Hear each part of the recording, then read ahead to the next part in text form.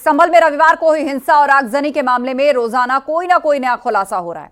संभल बवाल के कुछ ऑडियो और वीडियोस भी सामने आए हैं। नए वीडियो में खुलासा हुआ है कि कैसे युवकों ने पत्थर बरसाए। ऐसा लग रहा है कि सब कुछ पहले से तय था। हालांकि न्यूज 18 वायरल वीडियो की पुष्टि नहीं करता है।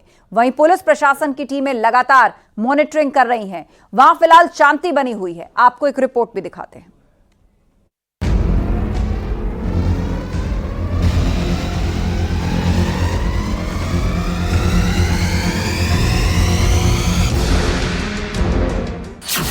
संभल हिंसा में सनसनीखेज खुलासा हुआ है। हिंसा के दौरान का ऑडियो सामने आया है, जिसमें दो दंगाइयों के बीच बातचीत का ऑडियो बताया जा रहा है। ऑडियो में किसी सामान लाने की बात की जा रही है। ऐसे में सवाल है कि क्या सामान हथियार का कोडवर्ड था। फिलहाल न्यूज 18 वायरल वीडियो की पुष्टि नहीं करता है।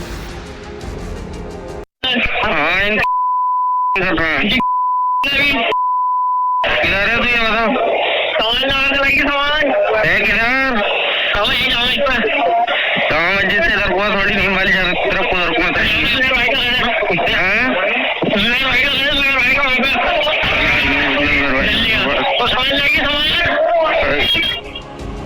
संभल में हिंसा के बाद पुलिस जुमे की नमाज को लेकर पुलिस खास तौर से अलर्ट है। कहीं कोई हिंसक घटना ना हो, इसके लिए 3 लेयर सिक्योरिटी के इंतजाम किए गए हैं।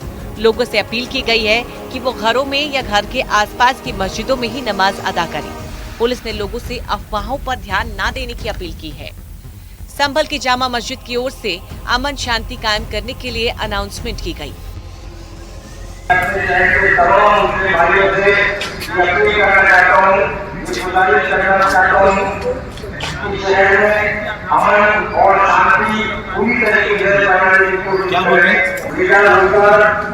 अपनी दुकानें खोले, अपने काम पर जाए, कोई किसी तरह की परेशानी नहीं है।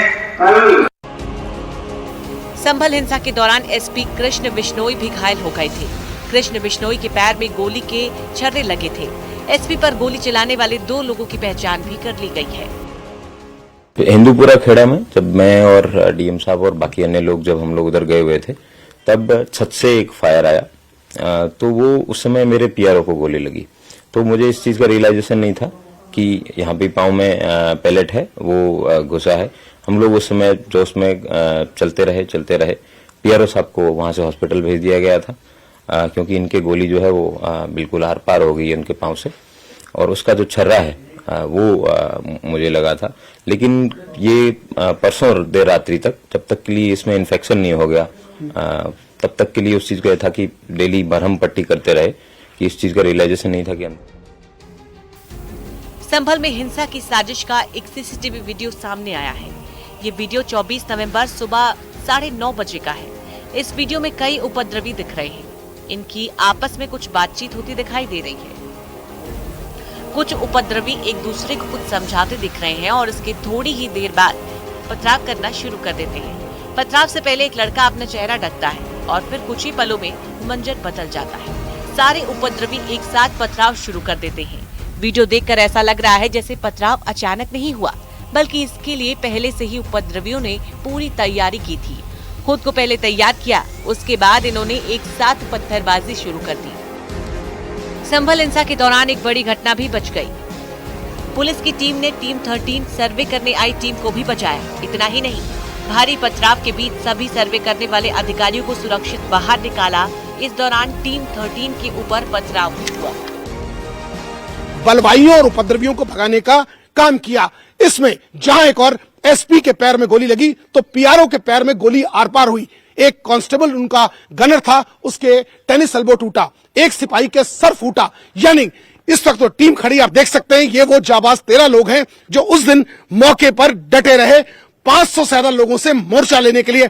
चाहे वो सुमित कुमार हेड कांस्टेबल हो, चाहे विवेक हो, चाहे अनिरुद्ध हो, चाहे बात करें पीआरओ की, जो पीआरओ संजीव कुमार हो या पंकज कुमार हो या नवीन हो, ये सब वो जाबाज हैं जो डटे रहे अपनी टीम के साथ, ताकि शहर में अमन चैन बना रहे। मैं आपको दिखाना चाहूंगा कि ये वो सब इंस्पेक्टर हैं, इनके पीआरओ हैं इंस्पेक्टर साहब, जिनके देखिए पैर में आर पार गोली लगी, जो पैर के आर पार चली गई है, और इनका ट्रीटमेंट चल रहा है। इनके पैर में भी पस पड़ी है। दंगाइयों के सामने पुलिस के जाबाज 13 जवानों ने हिम्मत नहीं हारी। पुलिस की टीम 13 अपनी जान की बाजी लगाकर सभी को सुरक्षित बाहर लेकर आए। टीम 13 न होती तो कई अधिकारी की भी जान जा सकती थी। ये एक था, इसमें ईंट पत्थर चलाया कि क्या लगा था इसमें, पत्थर इनके लगा। एक कांस्टेबल का सर फटा है, ये देखिए आप लोगों ने क्या फटाई, ये देखिए मैं दिखाना चाहूंगा। देखिए सर पे इनके चोट अभी भी 100 घंटे होने के बाद भी निशान साफ तौर पर उस ईंटे के देखे जा सकते हैं। इन जामाजों ने शहर को दंगे में न झुके इसके लिए भ्रसक प्रयास किया। यही वो टीम 13 है। जर्नलिस्ट रवि गुप्ता के साथ अमित गंजू, न्यूज़ 18 संभल।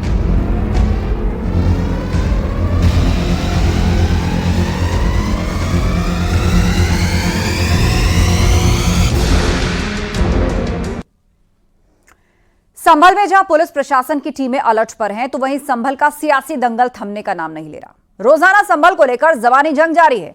सरकार ने दंगाइयों के पोस्टर जारी किए, जिसके बाद समाजवादी पार्टी ने सरकार पर हमला बोल दिया।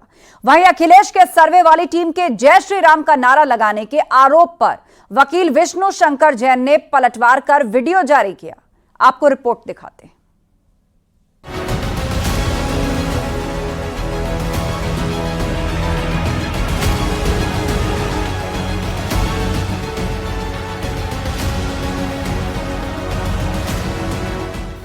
संभल में हुई हिंसा के बाद प्रशासन अलर्ट पर है। वहीं जुम्मे की नमाज को लेकर पुख्ता इंतजाम किए गए हैं। प्रशासनिक अधिकारियों के निर्देश पर नगर निगम के 100 से ज्यादा कर्मचारियों ने सड़क के किनारे पर पड़े ईंट और पत्थर हटाए हैं। जुमे की नमाज सकुशल संपन्न हो, उसके लिए पुलिस ने अपनी एक स्ट्रेटजी तैयार की, तो वहीं प्रशासनिक अधिकारियों ने भी स्ट्रेटजी तैयार की। उस स्ट्रेटजी के तहत सड़क किनारे ईंटे, अद्दे, रोड़े हटाए जा रहे हैं। आप देख सकते हैं नगर निगम कर्मचारी 100 से ज्यादा कर्मचारी लगाए गए हैं सड़क किनारे पड़े ईंटों को हटाने में, और इनकी पूरी इंटायर टीम लगी है। सर कितने लोग आप लगे हैं, क्या कर रहे हैं? कम से कम सर 100 कर्मचारी हैं। सुबह 4 बजे से काम हम कर रहे हैं और ये सब 5-6 ट्राली हमने भर के भेज दी हैं। संभल जिले में बीते रविवार को सर्वे के दौरान हिंसा फैलाने वाले उपद्रवियों के खिलाफ कार्रवाई जारी है।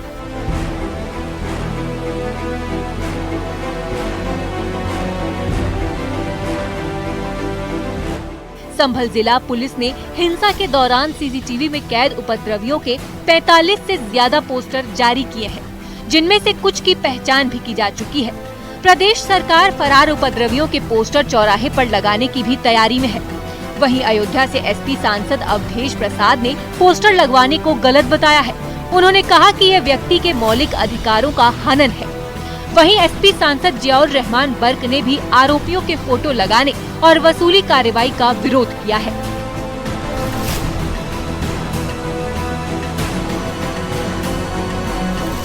तो पोस्टर लगाना उचित नहीं है, गैर जिम्मेदाराना है और ये पूरी तरह से असंवैधानिक है और नागरिक के फंडामेंटल अधिकार को ये वायलेट करता है। न्यायालय के आदेश अनुसार फोटो चस्पा कर ही नहीं सकते ये, और अगर फोटो चस्पा करेंगे तो इसका मतलब माननीय सर्वोच्च न्यायालय को चैलेंज कर रहे हैं। फिर ये मैं वहीं जा कर के इनकी रिट दायर करूँगा।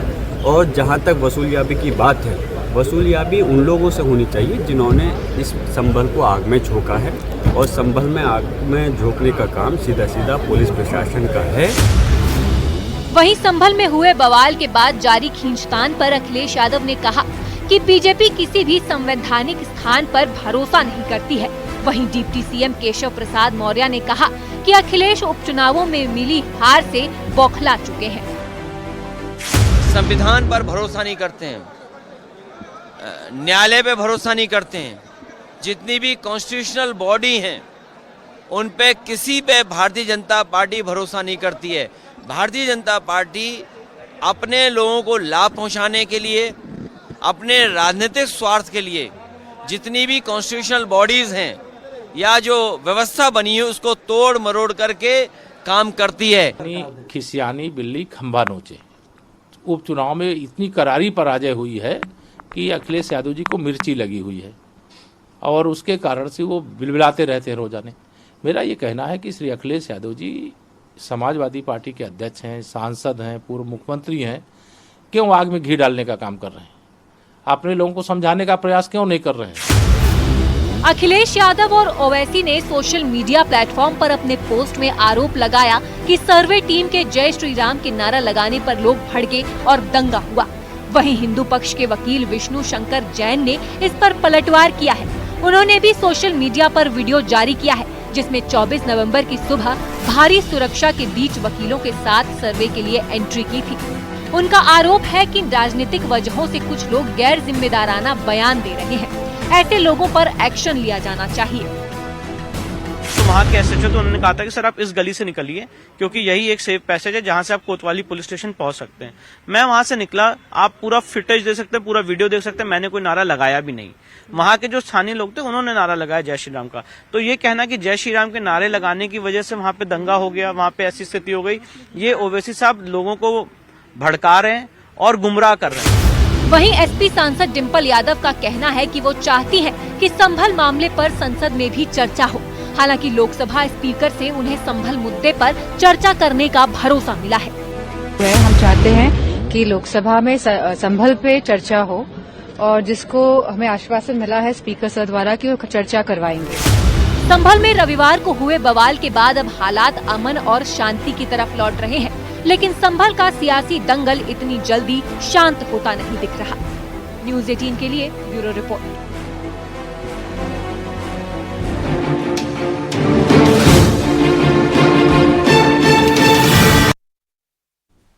हिंदू पक्ष की अजमेर शरीफ दरगाह को शिव मंदिर बताने वाली याचिका को निचली अदालत ने स्वीकार कर लिया और इसके बाद कोर्ट ने सभी पक्षों, दरगाह कमेटी, अल्पसंख्यक मंत्रालय और एएसआई को नोटिस जारी करके जवाब मांगा है। मामले की अगली सुनवाई 20 दिसंबर को होगी। आपको बता दें कि हिंदू पक्ष ने दरगाह की जगह शिव मंदिर होने का दावा करते हुए दरगाह के सर्वे की मांग की। आज कोर्ट ने सभी पक्ष हमारे सुने हैं, मजबूती से हमारी बात सुनी है और संकट मोचन महादेव मंदिर अजमेर दरगाह इस विषय पे 2 महीने पहले सूट फाइल हुआ था। किसी कारण वो सुनवाई पे नहीं आ पाए, कुछ ना कुछ कमियां रही। सारी कमियां पूरी हो गई। माननीय अदालत ने 2 दिन से लगातार हमारी सुनवाई हो रही, कुछ कमी थी वो सब दूर हो गई है। ऑर्डर हमारे पक्ष में आया, हमारी याचिका स्वीकार की गई है। सभी जो पक्ष हैं उनको नोटिस किया गया है। जिन पक्षों को नोटिस किया गया, एक अल्पसंख्यक मंत्रालय, आर्कोलॉजी सर्वे और दरगाह कमेटी अजमेर, इन तीनों पक्षों को नोटिस कोर्ट द्वारा जारी हो जाएंगे, ऑर्डर कर दिए हैं। अब इसमें अगली तारीख है 20/12/2024। अजमेर शरीफ पर हिंदू पक्ष की याचिका कोर्ट में स्वीकार होने पर समाजवादी पार्टी नेता रामगोपाल यादव ने विवादास्पद बयान दिया। उन्होंने टिप्पणी की कोर्ट को लेकर और कहा कि छोटे छोटे जज देश में आग लगवाना चाहते हैं।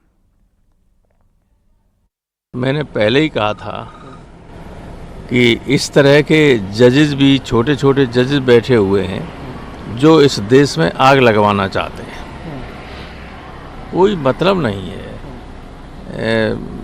अजमेर शरीफ पर हमारे प्रधानमंत्री स्वयं चद्दर भिजवाते हैं, सारे देश के लोग, दुनिया भर के लोग आते हैं वहाँ। अब उसको विवादों में डालना बहुत ही घृणित और ओछी मानसिकता का प्रतीक है। और ये यही नहीं, ये सत्ता में बने रहने के लिए बीजेपी समर्थित लोग कुछ भी कर सकते हैं। देश में आग लग जाए इनसे कोई मतलब नहीं, सत्ता में बने रहें बस। जब आक्रांता आए थे मुगल तो हमारे मंदिरों को तोड़ा था। अब आप कहेंगे कि कितने मस्जिदों पर आप ये बोलेंगे, तो मैं कहूंगा कि अब आज तक कांग्रेस की सरकार केवल तुष्टीकरण करते रही। तुष्टीकरण के कारण ही अगर ये 47 में ही आक्रांतों द्वारा मंदिरों पर मस्जिद बनाने का जो उनका एक मुहिम चला था उसको समाप्त कर दिया गया होता नेहरू के द्वारा, तो आज हमें कोर्ट में अर्जी देने की जरूरत नहीं पड़ती। केरल के वायनाड से चुनाव जीतकर प्रियंका गांधी गुरुवार को पहली बार लोकसभा पहुंची। उन्हें सांसद के तौर पर शपथ दिलाई गई। प्रियंका गांधी ने हिंदी में शपथ ली और इस दौरान उन्होंने राहुल की तरह हाथ में संविधान की कॉपी पकड़ी थी और संसद में एंट्री से पहले राहुल गांधी ने प्रियंका गांधी की तस्वीर भी ली।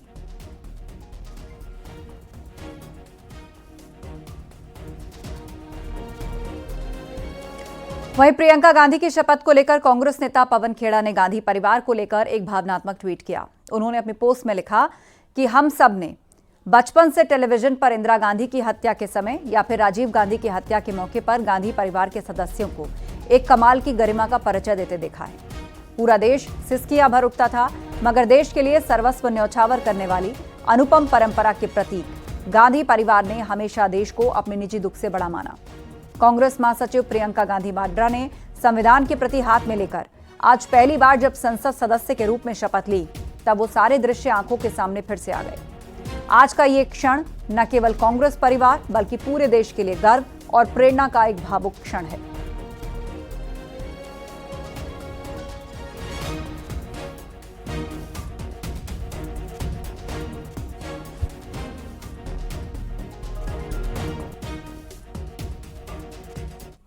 बृजभूषण शरण सिंह ने एक बार फिर से बजरंग पूनिया पर निशाना साधा। उन्होंने कहा ये लोग नियमों को नहीं मानना चाहते थे, बैन उसी का परिणाम है। वहीं उन्होंने प्रियंका गांधी के सांसद चुने जाने पर भी अपनी प्रतिक्रिया दी। देखिए, इनके मन में एक भावना आ गई थी कि हमें किसी नियम को नहीं मानना है, फेडरेशन के नियम को नहीं मानना है, सरकार को नियम को नहीं मानना है। और शायद इनके मन में ये भी रहा होगा कि वाडा और नाडा भी इन्हीं के कंट्रोल से चलेगी। तो एक प्रक्रिया है ये, तो उसी के तहत 4 साल का बैन लगा है। में आई है, स्वागत है। अब वहां का एक, अभी बाहर का एक अलग माहौल होता है, अंदर का एक अलग माहौल होता है। अब वहां जो भी बोलेंगी वो रिकॉर्ड पड़ जाएगा। क्या बोलेंगी सोच समझ करके बोलना पड़ेगा, और अभी तो उनका स्वागत है। दिल्ली में प्रदूषण पर सुप्रीम कोर्ट का बड़ा आदेश। दिल्ली में ग्रैप 4 की पाबंदियां लागू रहेंगी। स्कूल्स को छोड़ के ग्रैप 4 की पाबंदियां लागू रहेंगी। तो पोल्यूशन को लेकर यह बड़ा आदेश सामने आया है, जहां पर सुप्रीम कोर्ट ने ग्रैप 4 को लागू रहने का आदेश दिया है। ग्रैप 4 की पाबंदी लागू रहेगी। स्कूल्स को छोड़कर ग्रैप 4 की पाबंदी लागू रहेगी दिल्ली के अंदर। दिल्ली में प्रदूषण पर सुप्रीम कोर्ट का बड़ा आदेश। ग्रैप 4 की पाबंदियां स्कूलों को छोड़कर लागू रहेंगी। सोमवार को इस मामले की अब अगली सुनवाई होगी। लगातार खतरनाक स्तर तक AQI गिर रहा है और उसे लेकर ग्रैप 4 अभी लागू रहेगा। स्कूल्स इसे एक्सक्लूड रखे गए हैं।